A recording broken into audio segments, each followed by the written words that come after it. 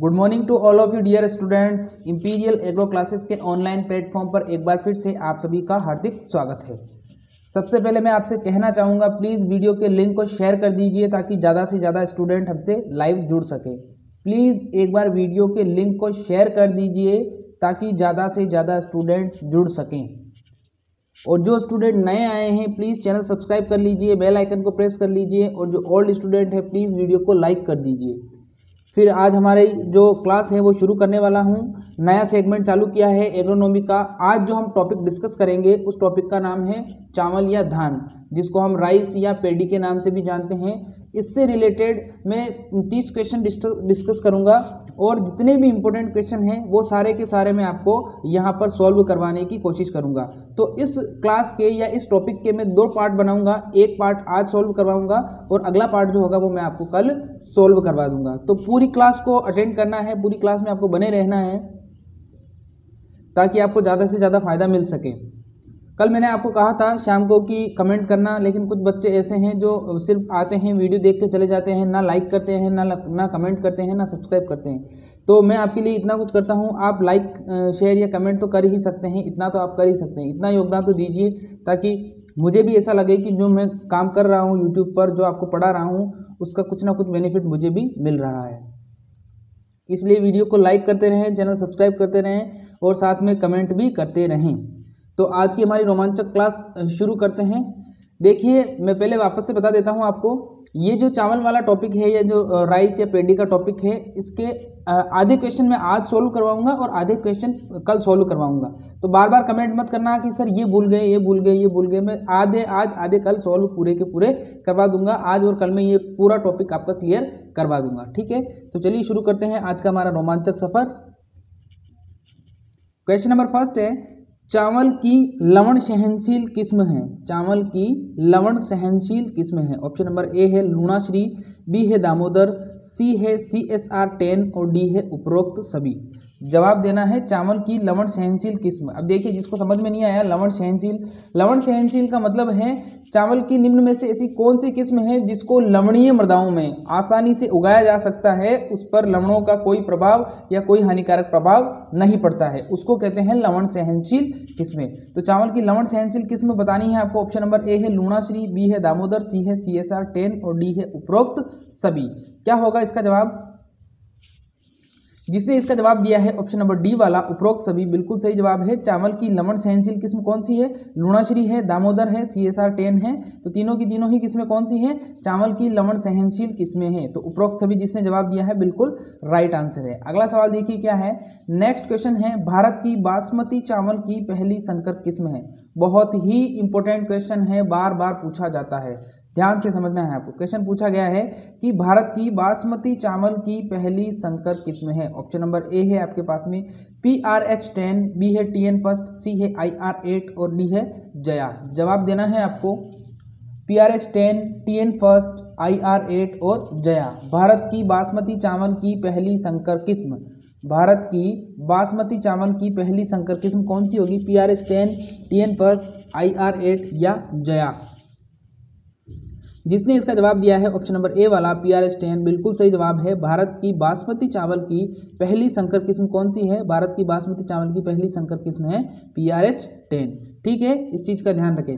और एक चीज़ और बता देता हूं मैं आपको, आगे आएगा तो मैं बताऊंगा कि जो बासमती चावल और चावल होता है वो दोनों अलग अलग होते हैं। बासमती चावल का जो परीक्षण भार होता है वो अलग होता है और जो सामान्य चावल होता है उसका परीक्षण भार अलग होता है, वो आगे मैं आपको बता दूंगा, ठीक है। इस क्वेश्चन का आंसर होगा PRH 10, ठीक है। अगला सवाल है, बहुत ही इंपॉर्टेंट क्वेश्चन है और पीछे सुपरवाइजर में पूछा गया है कि चावल की उत्परिवर्तित किस्म है। अभी बताऊंगा मैं उत्परिवर्तित किस्म कैसे बनाते हैं। आपको जवाब देना है चावल की उत्परिवर्तित किस्म। ऑप्शन नंबर ए है आपके पास में जगन्नाथ, बी है TN फर्स्ट, सी है IR 8 और डी है जया। जवाब देना है आपको चावल की उत्परिवर्तित किस्म जगन्नाथ, TN फर्स्ट, IR 8 या जया। चावल की उत्परिवर्तित किस्म कौन सी होगी? जगन्नाथ होगी, TN फर्स्ट होगी, IR 8 होगी या फिर जया। जिसने इसका जवाब दिया है ऑप्शन नंबर ए वाला जगन्नाथ, बिल्कुल सही जवाब है। चावल की उत्परिवर्तित किस्म कौन सी होगी? चावल की उत्परिवर्तित किस्म होगी जगन्नाथ। चावल की उत्परिवर्तित किस्म कौन सी होगी? जगन्नाथ। जगन्नाथ जो किस्म है उसको उत्परिवर्तित या उत्परिवर्तन करके, चावल के अंदर उत्परिवर्तन करके उसको विकसित किया गया था। उत्परिवर्तन करने के लिए मुख्य रूप से गामा किरणों का इस्तेमाल किया जाता है, जिसमें जैसे सपोज दैट आप चावल में उत्परिवर्तन कर रहे हो तो चावल में जो जीनों की संरचना होती है, जीन होते हैं, उन जीनों की संरचना में गामा किरणों के द्वारा हेरफेर किया जाता है या कुछ बदलाव किया जाता है, या जीन को ट्रांसप्लांट भी करते हैं, लेकिन जीन ट्रांसप्लांट टेक्निक जो होती है वो दूसरे मेथड में आती है। इसमें तो सिर्फ उत्परिवर्तन करवाया जाता है, उत्परिवर्तन के लिए जीन में छेड़छाड़ की जाती है, उनका क्रम बदला जाता है और इसके लिए गामा किरणों का इस्तेमाल किया जाता है। तो चावल की उत्परिवर्तित किस्म कौन सी हो जाएगी? जगन्नाथ। अगला सवाल देखिए क्या है, नेक्स्ट क्वेश्चन है, धान के पानी भरे खेत में हल चलाना कहलाता है। धान के पानी भरे खेत में हल चलाना कहलाता है।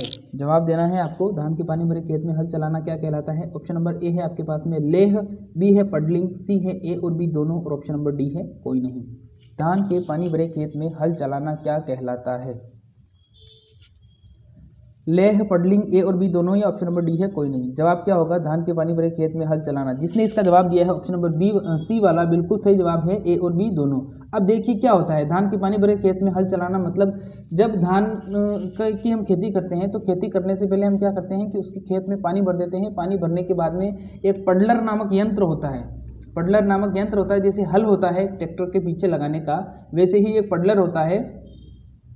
उस पडलर को खेत में घुमाया जाता है, जिससे मिट्टी के जो पोर होते हैं, जो कण होते हैं, वो खुल जाते हैं, और इसके अलावा जो खरपतवार होता है वो भी खत्म हो जाता है, नष्ट हो जाता है, और ये प्रोसेस पडलिंग के नाम से जाना जाता है। इसको इंग्लिश में पडलिंग कहते हैं और हिंदी में लेह के नाम से जाना जाता है। तो क्वेश्चन बार बार पूछा जाता है कि धान के पानी भरे खेत में हल चलाना क्या कहलाता है, तो उसको हम हिंदी में कहते हैं लेह और इंग्लिश में पडलिंग के नाम से जानते हैं। अब देखिए यहाँ पर बच्चों में कन्फ्यूजन कब होता है, क्वेश्चन जब पूछा जाता है तो ऐसे पूछा जाएगा आपको कि निम्न में से कौन सी क्रिया धान से संबंधित है, ठीक है।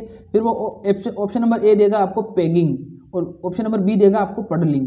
अब आप कंफ्यूज हो जाओगे कि पेगिंग होगा या पडलिंग होगा। तो देखिए पेगिंग जो प्रोसेस होता है, पेगिंग प्रोसेस होता है मूंगफली के अंदर। मूंगफली में जब फूल बनते हैं या फूल बनने के साथ साथ जब उनमें सूट बनते हैं या फलों का निर्माण होता है या मूंगफली का निर्माण होना प्रारंभ होता है, तो उस दौरान उस अवस्था को हम पेगिंग के नाम से जानते हैं। और पडलिंग प्रोसेस जो होता है उसमें हम धान के पानी भरे खेत में पडलर नामक यंत्र चलाकर खेत की जो मिट्टी होती है उसको मुलायम करते हैं और पोर, जो मिट्टी के पोर होते हैं उनको खोलते हैं और इसके अलावा खरपतवार को नष्ट करते हैं। तो ये दोनों प्रोसेस अलग अलग हैं, दोनों ही अलग अलग क्रॉप में होते हैं, लेकिन कंफ्यूज करने के लिए आपको एक साथ पूछा जाएगा, तब आपको इसका सोच समझकर सही जवाब देना है।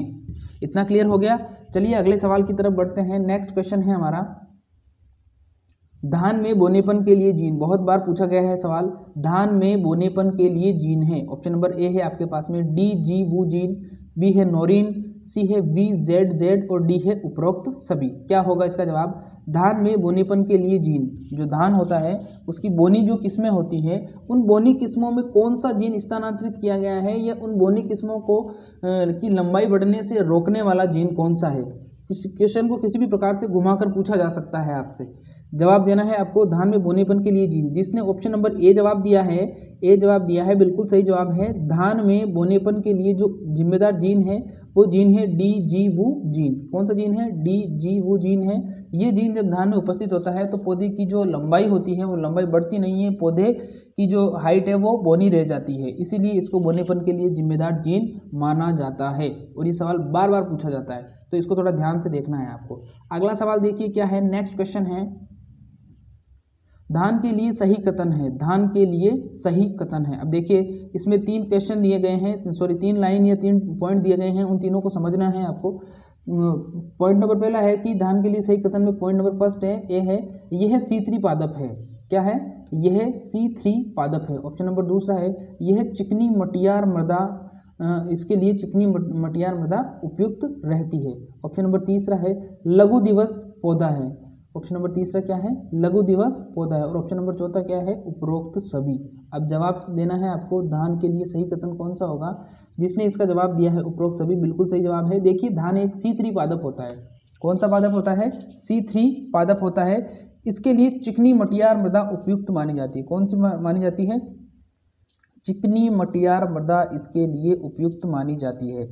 और ये एक लघु दिवस पौधा है। कौन सा पौधा है? लघु दिवस, यानी कि इसको बढ़ने के लिए और इसकी बढ़वार के लिए लघु दिवस यानी कि छोटे दिन की आवश्यकता होती है। लघु दिवस का मतलब होता है छोटे दिन या कम प्रकाश की आवश्यकता होती है। समझ में आ गया? तो लघु दिवस पौधा है। वापस से समझ लीजिए, चावल क्या होता है? चावल या धान एक C3 पादप होता है। इसके लिए चिकनी मिट्टी की आवश्यकता होती है। चिकनी मिट्टियार मिट्टी में ये आसानी से उग जाता है और सफलतापूर्वक इसका उत्पादन भी अच्छा प्राप्त होता है। तीसरा है लघु दिवस पादप है। लघु दिवस पादप का मतलब जब ये पौधा उगाया जाता है या इसके लिए जब जलवायु की आवश्यकता होती है तो दिन की लंबाई छोटी होती है या छोटी होनी चाहिए। ठीक है, क्योंकि लघु दिवस, लघु का मतलब छोटा, दिवस का मतलब दिन, तो छोटा दिन इसके लिए अच्छा माना जाता है, इसलिए इसको लघु दिवस प्लांट, लघु दिवस पौधा या शॉर्ट डे प्लांट SDP के नाम से भी जाना जाता है। इसको शॉर्ट में लिखते हैं SDP, शॉर्ट डे प्लांट के नाम से भी जाना जाता है। इतना क्लियर हो गया? नेक्स्ट देखिए अगला सवाल क्या है। अगला क्वेश्चन है चावल का परीक्षण भार है। चावल का परीक्षण भार है। ऑप्शन नंबर ए है आपके पास में 18 ग्राम, बी है आपके पास में 21 ग्राम, सी है आपके पास में 25 और डी है 30 ग्राम। चावल का परीक्षण भार, चावल का परीक्षण भार। ऑप्शन नंबर ए है 18 ग्राम, बी है 21 ग्राम, सी है 25 ग्राम और डी है 30 ग्राम। जवाब देना है चावल का परीक्षण भार क्या होगा? 18 ग्राम, 21 ग्राम, 25 ग्राम या 30 ग्राम। अब देखिए चावल का परीक्षण भार यहाँ पर बहुत ज़्यादा कंफ्यूजन करता है। अगर आपसे सिर्फ और सिर्फ चावल का परीक्षण भार या टेस्ट वेट पूछा जाता है तो आपको जवाब देना है इसका 25 ग्राम। चावल का परीक्षण भार या चावल का टेस्ट वेट पूछा जाता है तो 25 ग्राम जवाब देना है। लेकिन अगर आपसे बासमती चावल का पूछा जाता है तो बासमती चावल का 21 ग्राम होता है। समझ में आ गया आपको? अब देखिए परीक्षण भार मैंने समझा दिया है, जो स्टूडेंट नए आए हैं उनको फिर से समझा देता हूं। जब 1000 दानों का भार लिया जाता है तो उसको परीक्षण भार के नाम से या टेस्ट वेट के नाम से जानते हैं, और जब 100 दानों का भार लिया जाता है तो उसको सीड इंडेक्स या बीज सूचकांक के नाम से जानते हैं। इन दोनों में अंतर ये होता है कि जब बीजों का आकार बड़ा होता है तो उनका सीड इंडेक्स लिया जाता है, सीड इंडेक्स दिया जाता है, यानी कि 100 दानों का भार लिया जाता है, और जब बीजों का आकार छोटा होता है तो उनका परीक्षण भार या टेस्ट वेट लिया जाता है, और टेस्ट वेट में बीजों का आकार छोटा होता है। इतना सा इसमें अंतर होता है। तो अब चावल क्या होते हैं आप सब लोग जानते हो कि चावल का जो आकार होता है वो छोटा होता है, इसलिए इसका परीक्षण भार लेते हैं, और परीक्षण भार में हम 1000 दानों का भार लेते हैं तो चावल का परीक्षण भार कितना हो जाएगा? चावल का परीक्षण भार हो जाएगा 25 ग्राम। लेकिन अगर आपसे बासमती चावल का पूछते हैं तो उसका जवाब देना है आपको 21 ग्राम, क्योंकि बासमती चावल थोड़ा सा इससे हल्का होता है। ठीक है, इतना क्लियर हो गया? नेक्स्ट क्वेश्चन देखिए क्या है। अगला सवाल है धान का उत्पत्ति स्थान। धान का उत्पत्ति स्थान बताना है आपको, कौन सा होगा? ऑप्शन नंबर ए है आपके पास में इंडो बर्मा, बी है जापान, सी है चीन और डी है पाकिस्तान। अब यहाँ पर कंफ्यूज आप कहाँ पर होते हो वो बताऊंगा अभी मैं। धान का उत्पत्ति स्थान बताइए, फिर बताऊंगा मैं आपको। धान का उत्पत्ति स्थान A, B, C या D। धान का उत्पत्ति स्थान A, B, C या D। इंडो बर्मा, जापान, चीन, पाकिस्तान। इंडो बर्मा, जापान, चीन या पाकिस्तान। धान का उत्पत्ति स्थान, जिसने इसका जवाब दिया है ऑप्शन नंबर ए वाला इंडो बर्मा, बिल्कुल सही जवाब है। धान का उत्पत्ति स्थान किसको माना जाता है? इंडो बर्मा को माना जाता है। इंडो बर्मा को माना जाता है। अब देखिए वहां पर ऑप्शन में इंडो बर्मा लिखा हुआ नहीं आया यार, वहां पर म्यांमार लिखा हुआ आ गया, तो इंडो बर्मा को ही म्यांमार के नाम से जाना जाता है। ठीक है, इंडो बर्मा को ही म्यांमार के नाम से जाना जाता है। तो धान का उत्पत्ति स्थान अगर आपसे पूछ ले तो इंडो बर्मा या म्यांमार एक ही चीज़ है। ठीक है, जो बर्मा है, बर्मा को म्यांमार के नाम से जानते हैं। ठीक है, अगला सवाल देखिए क्या है। नेक्स्ट क्वेश्चन है हमारा, इजी क्वेश्चन है लेकिन बार बार पूछा जाता है। धान किस कुल का पादप है? धान किस कुल का पादप है? ऑप्शन नंबर ए है ग्रेमिनी, बी है सोलेनेसी, सी है मालवेसी और डी है क्रूसीफेरी। जवाब दीजिए, धान किस कुल का पादप है? ग्रेमिनी, सोलेनेसी, मालवेसी, क्रूसीफेरी। धान किस कुल का पादप है? जिसने इसका जवाब दिया है ग्रेमिनी या पोएसी, बिल्कुल सही जवाब है, ग्रेमिनी या पोएसी। धान किस कुल का पादप है? धान ग्रेमिनी या पोएसी कुल का पादप है। धान ग्रेमिनी या पोएसी कुल का पादप माना जाता है। अगला सवाल देखिए क्या है। नेक्स्ट क्वेश्चन है हमारा, धान की छिटकवा विधि से बुआई हेतु सीड रेट। क्वेश्चन को ध्यान से समझना है। अब देखिए जो धान होता है उसकी हम बुआई जो करते हैं वो विभिन्न विधियों से करते हैं। कौन कौन सी विधियों से करते हैं थोड़ा सा मैं समझाना चाहूँगा, आपको ध्यान से समझना है। देखिए धान क्या होता है, धान जब हम उगाते हैं तो कभी इसकी सीधी बुआई करते हैं। सीधी बुआई मतलब डायरेक्ट सोइंग करते हैं। जो इसका चावल होता है या बीज होता है उसको सीधी हम खेत में बुआई कर देते हैं, जैसे मक्का की करते हैं या जैसे बाजरा, जौ, मूंग की करते हैं वैसे। लेकिन इसकी जो मोस्टली इसकी जो खेती करने के लिए इसकी जो बुआई की जाती है वो इसकी पौध तैयार करके की जाती है। पहले इसकी पौध तैयार की जाती है नर्सरी के अंदर, फिर उस पौध को खेत में ट्रांसप्लांट कर दिया जाता है। लेकिन इसमें भी पौध तैयार करने में भी इसकी 2-3 विधियाँ, जैसे श्री मेथड है, डेपोग मेथड है, या 1-2 मेथड और हैं, उन मेथड का उपयोग किया जाता है। तो धान की जो बुआई की विधियां हैं वो विधियां बहुत अलग अलग हैं और लगभग 4-5 विधियां हैं।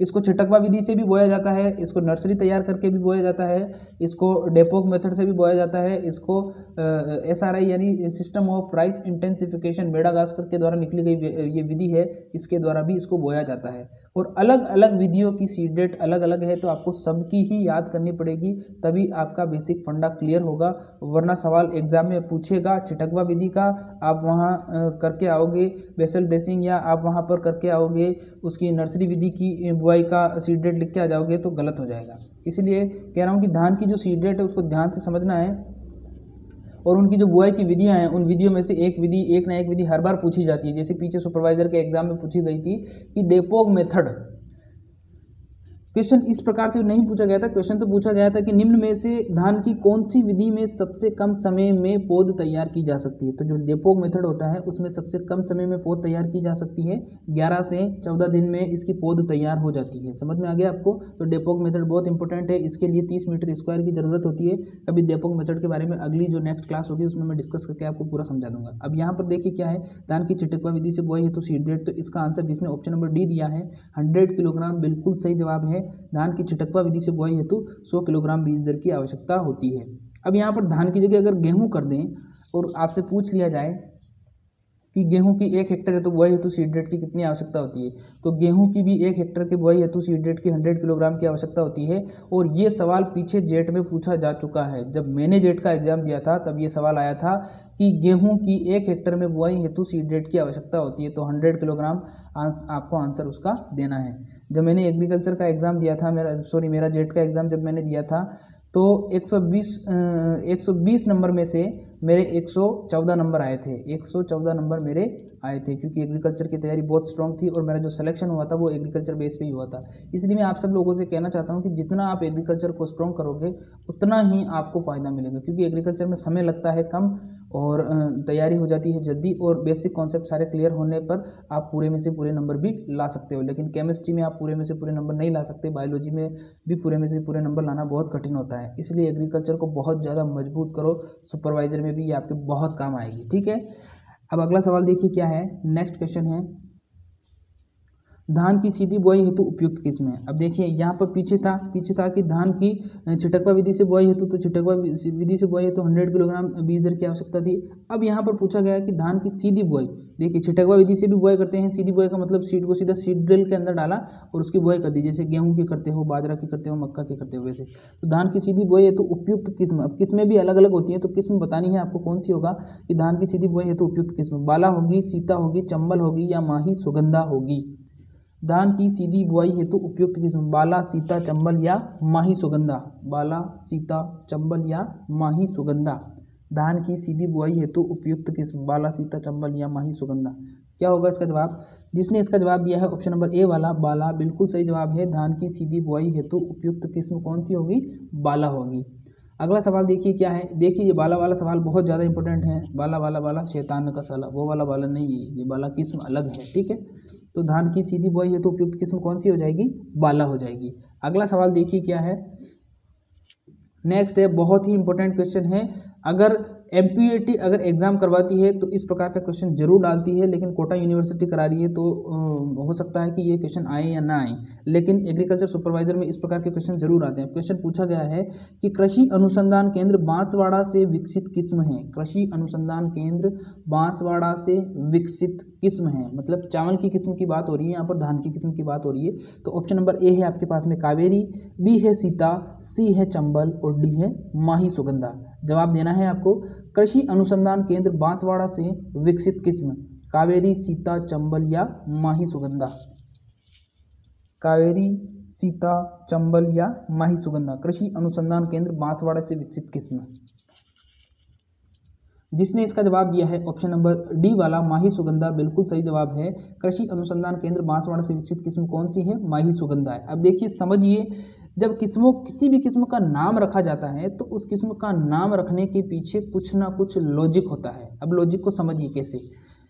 बांसवाड़ा के अंदर एक नदी बहती है, उस नदी का नाम क्या है? माही। कौन सी नदी है? माही। ARS कहाँ पर है? ये कृषि अनुसंधान केंद्र कहाँ पर है? बांसवाड़ा में। तो वहाँ पर कौन सी नदी बहती है? माही नदी बहती है। चावल के अंदर क्या आती है? सुगंध आती है। चावल के अंदर क्या आती है? सुगंध आती है। आपने देखा होगा कि जब चावल को अपन सूंघते हैं, बासमती चावल वगैरह को, तो उसमें एक भीनी भीनी सुगंध आती है जो आइसोपेंटाइल के कारण आती है। ये भी बताऊंगा मैं कल कि चावल में सुगंध किसके कारण आती है। ठीक है, तो माही तो नदी का नाम हो गया और सुगंध चावल में आती है, तो उसी से नाम रखा गया उस किस्म का माही सुगंधा। समझ में आ गया? इस प्रकार से किस्मों का नाम रखा जाता है। अब जैसे चंबल नाम रखा, तो चंबल नाम क्यों रखा? ARS जो बूंदी के अंदर जो ARS है या कृषि अनुसंधान केंद्र है, वहाँ पर चंबल के पानी का इस्तेमाल किया जाता है, या कुछ ना कुछ चंबल से इसका रिलेशन रख के इस किस्म को निकाला गया था। तो चंबल भी किसकी किस्म है? चंबल भी धान की किस्म है। तो समझ में आ गया? तो इस प्रकार से को रिलेट करके नाम को रखा जाता है और आप भी ऐसे ही किस्मों को याद करने की कोशिश कर रहे हैं। ठीक है, अब देखिए नेक्स्ट क्वेश्चन क्या है। अगला सवाल है हमारा, धान का वानस्पतिक नाम है। धान का वानस्पतिक नाम है। धान का वानस्पतिक नाम बिल्कुल इजी है। ऑप्शन नंबर ए है Oryza sativa. Option number B है टिटिकम एस्टिवम। तो आप सब लोग जानते हो कि टिटिकम एस्टिवम गेहूं का होता है। फिर नेक्स्ट है सोरगम बाइकलर। सोरगम बाइकलर आप सब लोग जानते हो ज्वार का होता है। फिर है होर्डियम वल्गेर जो कि होता है जौ का। किसका होता है? जौ का होता है। तो ओराइजा सैटाइवा धान, टिटिकम एस्टिवम गेहूं, सोरगम बाइकलर ज्वार और होर्डियम वल्गेर जौ। Is that clear? अगला सवाल देखिए क्या है। नेक्स्ट क्वेश्चन है, राजस्थान हेतु धान की उपयुक्त किस्म। बहुत ही इंपॉर्टेंट क्वेश्चन है। क्वेश्चन पूछा गया है राजस्थान हेतु धान की उपयुक्त किस्म बतानी है आपको। ऑप्शन नंबर ए है कावेरी, बी है सीता, सी है चंबल, डी है उपरोक्त सभी। राजस्थान हेतु धान की उपयुक्त किस्म कावेरी, सीता, चंबल या उपरोक्त सभी। क्या होगा इसका जवाब? जिसने इसका जवाब दिया है ऑप्शन नंबर डी वाला उपरोक्त सभी बिल्कुल सही जवाब है। राजस्थान हेतु उपयुक्त किस्म कौन सी हो जाएगी? राजस्थान हेतु धान की उपयुक्त किस्म कावेरी, सीता, चंबल। ठीक है, तो कावेरी, सीता और चंबल तीनों की तीनों किस्में राजस्थान में उगाने हेतु और अच्छा उत्पादन लेने हेतु उपयुक्त मानी जाती है। क्लियर है? नेक्स्ट क्वेश्चन देखिए क्या है। अगला सवाल है, राजस्थान में सर्वाधिक धान का उत्पादन वाला जिला। राजस्थान में सर्वाधिक धान का उत्पादन वाला जिला। ये क्वेश्चन बार बार पूछा जाता है, इसको ध्यान से समझना है आपको। क्वेश्चन पूछा गया है, राजस्थान में सर्वाधिक धान का उत्पादन करने वाला जिला कौन सा है? ऑप्शन नंबर ए है आपके पास में श्री गंगानगर, बी है हनुमानगढ़, सी है बूंदी और डी है जयपुर। राजस्थान में सर्वाधिक धान का उत्पादन करने वाला जिला। राजस्थान में सर्वाधिक धान का उत्पादन करने वाला जिला। ऑप्शन नंबर ए है श्री गंगानगर, बी है हनुमानगढ़, डी है बूंदी, सी है जयपुर। क्या होगा इसका जवाब? श्री गंगानगर, हनुमानगढ़, बूंदी, जयपुर। जिसने इसका जवाब दिया है ऑप्शन नंबर बी वाला बिल्कुल सही जवाब है।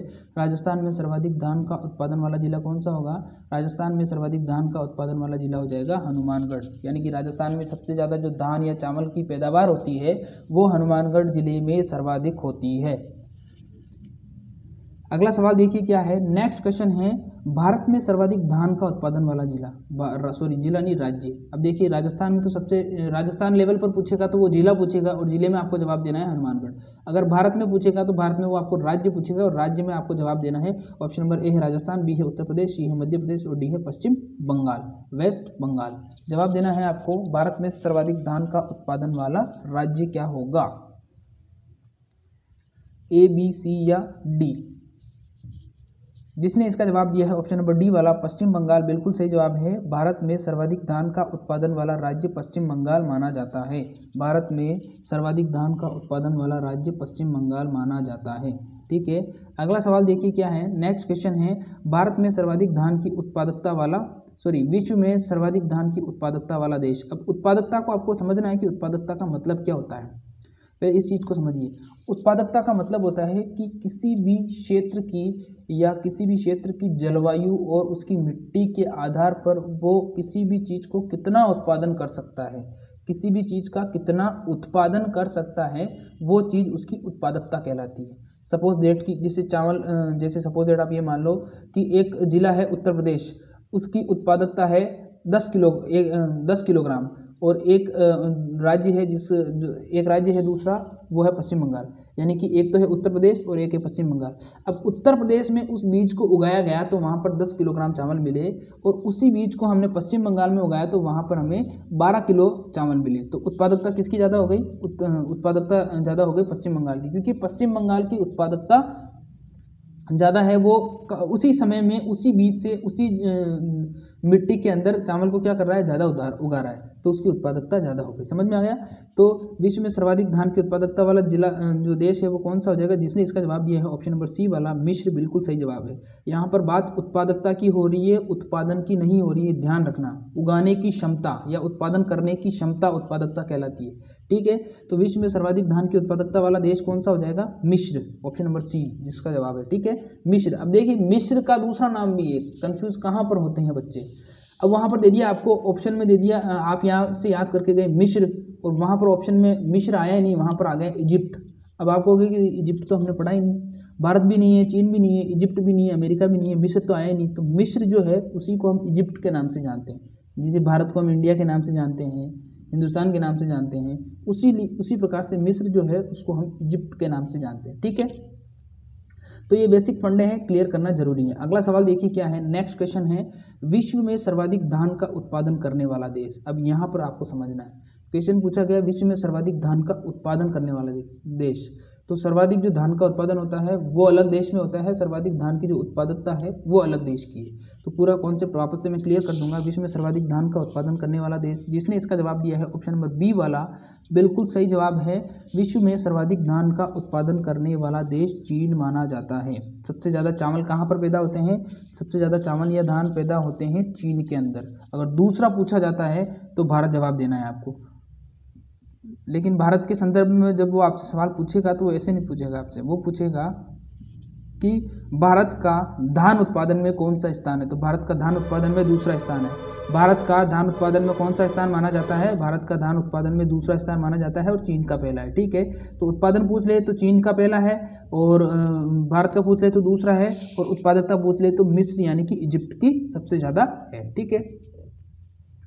अगला सवाल देखिए क्या है, नेक्स्ट क्वेश्चन है, विश्व में सर्वाधिक धान का निर्यात करने वाला देश। अब निर्यात का मतलब क्या होता है, निर्यात का मतलब ये होता है कि जहां पर धान सबसे ज़्यादा पैदा हो रहा है वहां पर उसकी पूर्ति होने के अलावा उसको क्या किया जा रहा है, दूसरे देशों में भेजा जा रहा है, तो वो होता है निर्यात। तो विश्व में सर्वाधिक धान का निर्यात करने वाला देश कौन सा होगा, ऑप्शन नंबर ए है भारत, बी है चीन, सी है जापान और डी है अमेरिका। जवाब देना है आपको, विश्व में सर्वाधिक धान का निर्यात करने वाला देश, विश्व में सर्वाधिक धान का निर्यात करने वाला देश कौन सा होगा, विश्व में सर्वाधिक धान का निर्यात करने वाला देश कौन सा होगा, भारत, चीन, जापान या अमेरिका, भारत, चीन, जापान या अमेरिका। विश्व में सर्वाधिक धान का निर्यात करने वाला देश, जिसने इसका जवाब दिया है ऑप्शन नंबर ए वाला, बिल्कुल सही जवाब है। विश्व में सर्वाधिक धान का निर्यात करने वाला देश भारत है, ठीक है। वापस से फंडा क्लियर कर देता हूं, अगर आपको उत्पादकता पूछी जाती है तो मिस्र या इजिप्ट जवाब देना है। अगर आपको उत्पादन पूछा जाता है तो पहले नंबर पर चीन है, दूसरे नंबर पर भारत है। अगर आपसे निर्यात पूछा जाता है तो फर्स्ट नंबर पर आपका भारत है। भारत में सबसे ज़्यादा भारत में जितना भी चावल पैदा होता है उस चावल का लगभग आधा से ज़्यादा भाग क्या कर देते हैं, हम बाहर भेज देते हैं, इसलिए हम नंबर 1 पर बने हुए हैं निर्यात के मामले में, ठीक है। उत्पादन के मामले में नंबर 1 पर चीन है और हम दूसरे स्थान पर है, ठीक है। क्लियर हो गया इतना, ठीक है।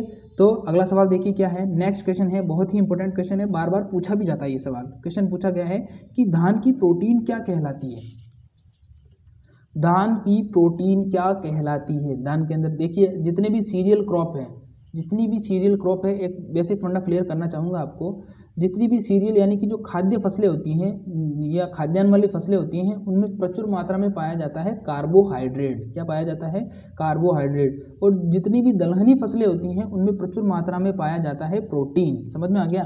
तो अगर आपको खाद्यान्न वाली फसलें जैसे गेहूँ, जौ, चावल, मक्का या आपका फिर जवार, बाजरा ये हो गया, तो इन सब में तो ये क्या है, ये सारी की सारी खाद्यान्न फसलें हैं। और इन खाद्यान्न फसलों या सीरियल्स क्रॉप में बहुत अधिक मात्रा में पाया जाता है कार्बोहाइड्रेट। अगर आपसे पूछा जाए कि मूंग, मोठ, इसके अलावा फिर आपका हो गया सोयाबीन, इसके अलावा फिर हो गया मसूर, ये सब जो जितनी भी दालें हैं इनमें सबसे ज़्यादा मात्रा में पाया जाता है प्रोटीन। तो इस चीज़ का ध्यान रखना, क्वेश्चन पूछेगा वो आपसे, कैसे पूछेगा, निम्न में से सभी खाद्यान्न फसलों में किस तत्व की प्रचुर मात्रा पाई जाती है, तो आपको जवाब देना है कार्बोहाइड्रेट। फिर वो आपसे पूछेगा निम्न में से दलहनी फसलों में प्रचुर मात्रा में पाया जाता है, तो दलहनी फसलों में प्रचुर मात्रा में पाया जाता है प्रोटीन, ठीक है। तो इस प्रकार से आपको बेसिक फंडे क्लियर करते हुए चलना है। तो धान की प्रोटीन क्या कहलाएगी, जिसने इसका जवाब दे दिया है ऑप्शन नंबर ए वाला, ओराजेनिन, बिल्कुल सही जवाब है। धान की प्रोटीन ओराजेनिन के नाम से जानी जाती है। धान की जो प्रोटीन होती है वो ओराजेनिन के नाम से जानी जाती है। अगर आपको धान की जगह गेहूं की प्रोटीन पूछ लें तो गेहूं की प्रोटीन का जवाब देना है ग्लूटीन प्रोटीन। कौन सी प्रोटीन होगी? ग्लूटीन प्रोटीन होगी। इसी प्रोटीन के कारण गेहूं में जो इलास्टिसिटी होती है, गेहूं की रोटी में जो इलास्टिसिटी होती है वो क्रिएट होती है, पैदा होती है या उत्पन्न होती है। समझ में आ गया? इलास्टिसिटी का मतलब रोटी जो खिंचती है रबड़ की तरह, वो इसी ग्लूटीन प्रोटीन के कारण होती है। और इस ग्लूटीन प्रोटीन को हम प्लास्टिक प्रोटीन के नाम से भी जानते हैं। किस नाम से जानते हैं? प्लास्टिक प्रोटीन के नाम से भी जानते हैं। तो धान की प्रोटीन क्या कहलाएगी? धान की प्रोटीन कहलाएगी ओराजिनिन, और गेहूं की प्रोटीन कहलाएगी गेहूं की ग्लूटीन प्रोटीन या प्लास्टिक प्रोटीन। ठीक है, इतना क्लियर हो गया। आगे बढ़ते हैं। नेक्स्ट क्वेश्चन क्या है? अगला सवाल है, धान में कार्बोहाइड्रेट की मात्रा होती है। धान में मैंने पहले ही कहा था, जितनी भी खाद्यान्न वाली फसलें हैं या सीरियल क्रॉप्स जो है उनमें कार्बोहाइड्रेट प्रचुर मात्रा में पाया जाता है। तो जवाब देना है कौन सा होगा? 20%, 40%, 70% या 90%। धान में कार्बोहाइड्रेट की मात्रा, धान में कार्बोहाइड्रेट की मात्रा बतानी है। 20%, 40%, 70% या 90%। ए, बी, सी या डी? क्या होगा इसका जवाब? देखिए, जिसने इसका जवाब दिया है ऑप्शन नंबर सी वाला, बिल्कुल सही जवाब है। धान में कार्बोहाइड्रेट की मात्रा 70% होती है। धान में कार्बोहाइड्रेट की मात्रा 70% होती है। ठीक है, क्लियर है इतना?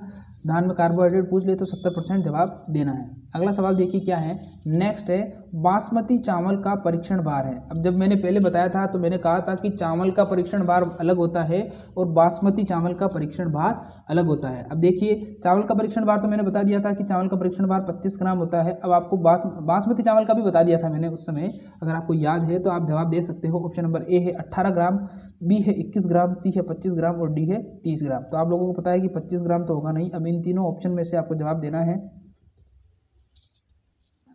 बासमती चावल का परीक्षण भार 18 ग्राम, 21 ग्राम, 30 ग्राम। बासमती चावल का परीक्षण भार 18 ग्राम, 21 ग्राम या 30 ग्राम। ए, बी, सी या डी?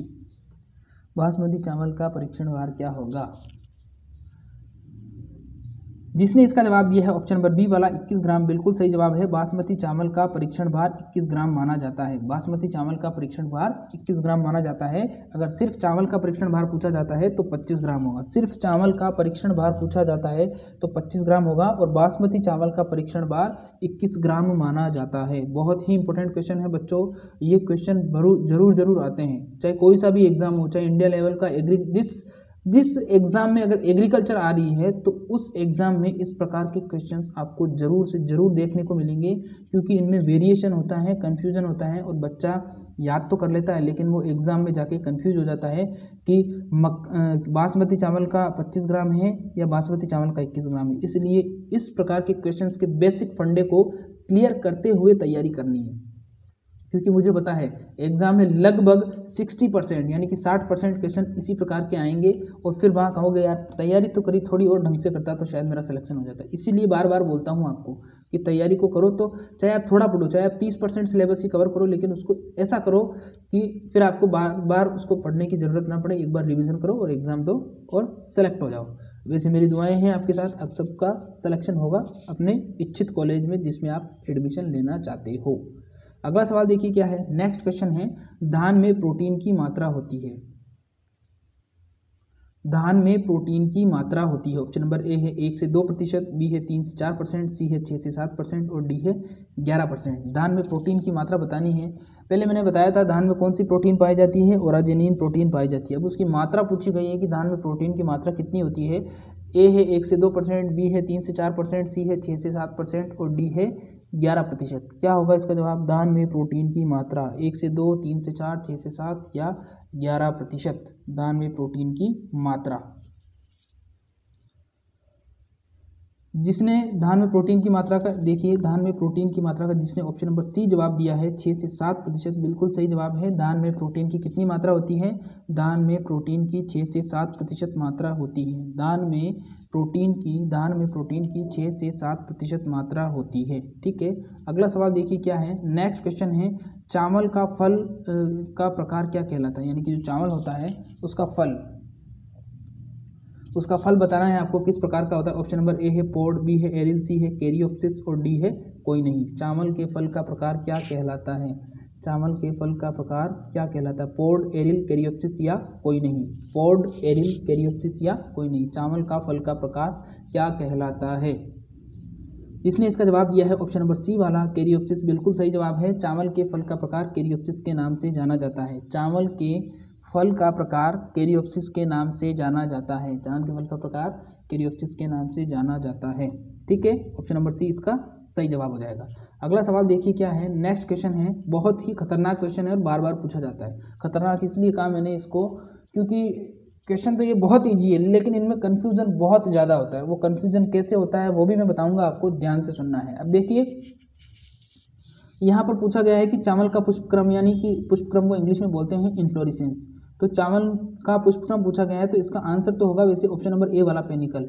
लेकिन बच्चों में कंफ्यूज हो जाता है पेनिकल और एरो में। पेनिकल और एरो में कंफ्यूज हो जाता है। एरो तो होता है गन्ने का, किसका होता है? गन्ने का। और पेनिकल होता है धान का। तो ध्यान रखिए, चावल का पुष्पक्रम क्या कहलाएगा? चावल का पुष्पक्रम कहलाएगा पेनिकल। अगर धान का पूछा जाता है तो धान का पुष्पक्रम कहलाएगा एरो। ठीक है, धान का पुष्पक्रम क्या कहलाएगा? एरो कहलाएगा। ठीक है, समझ में आ गया आपको? इसी प्रकार के क्वेश्चंस पूछे जाएंगे। ठीक है, नेक्स्ट क्वेश्चन है, चावल में गुणसूत्रों की संख्या होती है। Chromosome number in pedi, chromosome number in rice. Option number A है आपके पास में 24, बी है 26, सी है 28 और डी है 30। चावल में गुणसूत्रों की संख्या, चावल में गुणसूत्रों की संख्या होती है 24, 26, 28 या 30। 24, 26, 28 या 30। चावल में गुणसूत्रों की संख्या 24, 26, 28 या 30। क्या होगा इसका जवाब? ए, बी, सी या डी? चावल में गुणसूत्रों की संख्या, चावल में गुणसूत्रों की संख्या होती है। जिसने इसका जवाब दिया है ऑप्शन नंबर ए वाला 24, बिल्कुल सही जवाब है। चावल में गुणसूत्रों की संख्या 24 मानी जाती है। 24 यानी कि 24। ठीक है, चावल में गुणसूत्रों की संख्या 24 या 24 मानी जाती है। अगला सवाल देखिए क्या है। नेक्स्ट क्वेश्चन है केंद्रीय चावल अनुसंधान संस्थान कहाँ पर स्थित है? केंद्रीय, ध्यान देना, केंद्रीय चावल अनुसंधान संस्थान पूछा गया है, कहाँ पर स्थित है? ऑप्शन नंबर ए है नई दिल्ली में, बी है कटक उड़ीसा, सी है लखनऊ और डी है कानपुर। जवाब देना है केंद्रीय चावल अनुसंधान संस्थान। अब देखिए कन्फ्यूजन कहाँ पैदा होता है। यहाँ पर पूछा गया है केंद्रीय चावल अनुसंधान संस्थान, बच्चे समझते हैं केंद्रीय चावल अनुसंधान निदेशालय, तो ऐसे ध्यान देना। अब देखिए चावल अनुसंधान संस्थान का जिसने जवाब दिया है कटक उड़ीसा, बिल्कुल सही जवाब है। केंद्रीय चावल अनुसंधान संस्थान कटक उड़ीसा में है। ठीक है, अब क्वेश्चन इस प्रकार से भी पूछा जा सकता है। नेक्स्ट क्वेश्चन आगे आएगा तब बताऊंगा मैं। अगला सवाल है, सुनहरा चावल में प्रचुर मात्रा में पाया जाता है कि सुनहरा चावल यानी कि जो गोल्डन राइस होता है उसमें प्रचुर मात्रा में कौन सा विटामिन पाया जाता है? सुनहरे चावल में प्रचुर मात्रा में कौन सा विटामिन पाया जाता है? ऑप्शन नंबर ए है ए, बी, सी या D? Vitamin A, vitamin B, vitamin C या विटामिन डी? सुनहरे चावल में प्रचुर मात्रा में क्या पाया जाता है? सुनहरे चावल में प्रचुर मात्रा में क्या पाया जाता है? Vitamin A, vitamin B, vitamin C या डी? जिसने इसका जवाब दिया है विटामिन ए, बिल्कुल सही जवाब है। और विटामिन ए में भी बीटा कैरोटीन बहुत ज़्यादा मात्रा में पाया जाता है। विटामिन ए के अंदर भी बीटा कैरोटीन बहुत ज़्यादा मात्रा में पाया जाता है। तो सुनहरा चावल या गोल्डन राइस जो होता है उसमें विटामिन ए बहुत मात्रा में पाया जाता है। विटामिन ए बहुत अधिक मात्रा में पाया जाता है। समझ में आ गया? इतना क्लियर है? अब अगला सवाल देखिए क्या है। नेक्स्ट क्वेश्चन है हमारा, धान का कटोरा किसको कहा जाता है? धान का कटोरा किसको कहा जाता है? अब धान का कटोरा का मतलब क्या हो गया? धान का कटोरा का मतलब जहाँ पर उत्पादन ज़्यादा होता है। धान का कटोरा किसको कहा जाता है? ऑप्शन नंबर ए है बिहार, बी है छत्तीसगढ़, सी है पंजाब और डी है उत्तर प्रदेश। जवाब देना है आपको। धान का कटोरा किसको कहा जाता है? धान का कटोरा किसको कहा जाता है? बिहार, छत्तीसगढ़, पंजाब या उत्तर प्रदेश? अब जिसने इसका जवाब दिया है छत्तीसगढ़, बिल्कुल सही जवाब है। धान का जो कटोरा है वो छत्तीसगढ़ को कहा जाता है। धान का कटोरा छत्तीसगढ़ को कहा जाता है। किसको कहा जाता है? छत्तीसगढ़ को कहा जाता है। ठीक है, क्लियर है? अब देखिए ये मैंने ये सवाल बताया था आपको कि केंद्रीय चावल अनुसंधान संस्थान, तो वापस से समझ लीजिए इसको। देखिए केंद्रीय चावल अनुसंधान संस्थान, केंद्रीय और अनुसंधान संस्थान, ठीक है, चावल अनुसंधान संस्थान पूछ लिया जाए तो कटक उड़ीसा जवाब देना है। लेकिन अगर आपको सिर्फ और सिर्फ चावल अनुसंधान निदेशालय, चावल अनुसंधान निदेशालय पूछा जाता है तो उसका जवाब आपको हैदराबाद देना है। ठीक है, उसका जवाब आपको हैदराबाद देना है। इस चीज़ का ध्यान रखना है। और ये दोनों ही कंफ्यूज करेंगे और आएगा ये सवाल पक्का, क्योंकि कन्फ्यूजन जहाँ पैदा होता है वहाँ एग्जामिनर का माथा ठनकता है और वो उसी सवाल को उठा के छाप देता है। ठीक है, तो वापस से देख लीजिए केंद्रीय चावल अनुसंधान संस्थान, तो कटक उड़ीसा में है। चावल अनुसंधान निदेशालय पूछ ले तो चावल अनुसंधान निदेशालय कहाँ पर है? हैदराबाद के अंदर है। तो ये आज हमारे चावल से रिलेटेड जितने भी क्वेश्चन थे इसका पार्ट फर्स्ट था। पार्ट सेकंड कल आएगा जिसमें मैं पूरी की पूरी जो क्रॉप है उसको कवर कर लूँगा। लगभग 50% जो क्वेश्चंस थे वो आज मैंने क्लियर कर दिए हैं आपके, और कल जो क्लास आएगी उसमें 50% और हो जाएगा। तो आज और कल में आपके चावल से रिलेटेड जितने भी क्वेश्चंस हैं उन सभी का फंडा क्लियर हो जाएगा, ठीक है। तो अगर आपको ये क्लास पसंद आई तो प्लीज़ आपको कुछ नहीं करना है, चैनल को सब्सक्राइब करना है, वीडियो को लाइक करना है और कमेंट करके ज़रूर बताना है कि क्लास कैसी लगी। और मैं हमेशा बोलता हूँ आपको शेयर करिए, लेकिन कोई भी शेयर नहीं करता है। इसी प्रकार से फिर चलता रहा तो हो सकता है कि वापस से मुझे बंद करना पड़ सकता है, क्योंकि यार आप अपना सपोर्ट नहीं दिखाते। फिर आप अपना सपोर्ट नहीं दिखाते तो मुझे पढ़ाने का मन नहीं करता है। इसलिए मैं कहता हूँ कि चैनल को शेयर भी करिए, थोड़ा फेसबुक पे करिए, इंस्टाग्राम पे करिए, या आपके व्हाट्सएप ग्रुप हैं, इंस्टा जो भी है, जहाँ पर भी हो आप, टेलीग्राम वगैरह, वहाँ पर शेयर करिए ताकि मुझे थोड़ा अच्छा फील हो, ठीक है। तो आज के लिए बस इतना ही, मिलेंगे ठीक शाम को 8:30 बजे। तब तक के लिए नमस्कार, खुश रहिए, मस्त रहिए, हंसते रहिए और पढ़ाई करते रहिए, लेकिन घर पर ही रहिए क्योंकि बाहर तो कोरोना है। धन्यवाद।